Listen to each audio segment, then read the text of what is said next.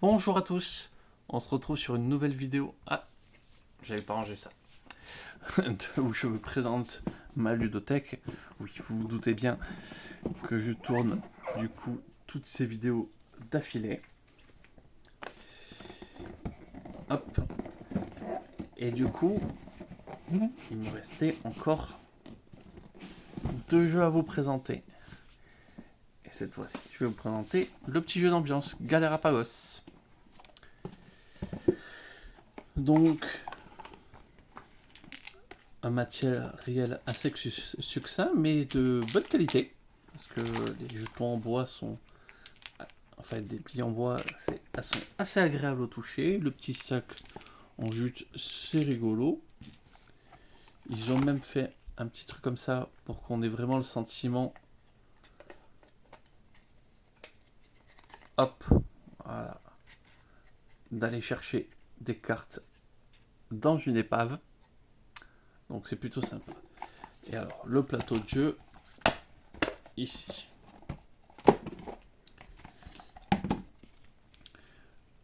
Le but est simple. C'est que on a entre 6 et 12 tours, entre 7 et 12 tours, pour s'échapper de l'île avant que la tempête arrive. On commence avec un peu d'eau, on commence avec des poissons, et chaque joueur pourra faire une action. Il pourra aller chercher du bois pour essayer de construire un radeau, et il faut faire 6 fois l'étape pour pouvoir qu'un joueur avoir 6 bouts de bois pour qu'un joueur puisse avoir un radeau. Il faudra aller chercher de l'eau, et il n'y en aura pas toujours. Il faudra pêcher, et il n'y en aura pas toujours. Et on peut aller chercher des cartes dans le bateau. Dans les cartes, il y a une canne à pêche, une hache, euh, des choses, juste des bouteilles d'eau, juste pour pouvoir boire égoïstement.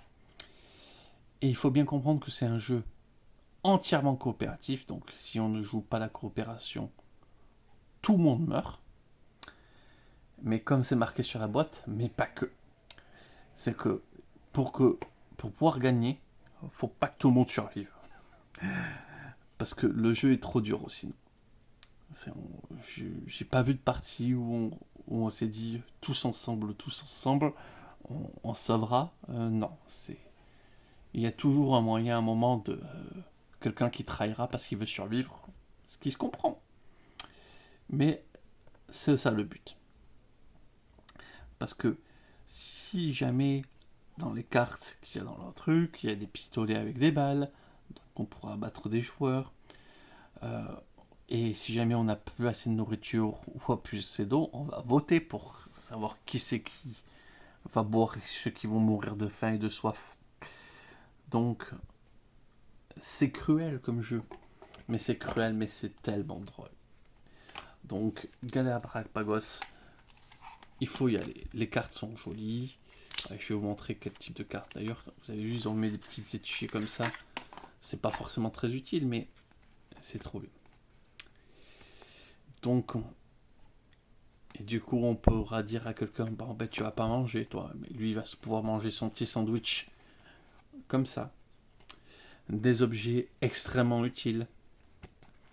Voilà. Le meilleur objet du jeu, il est.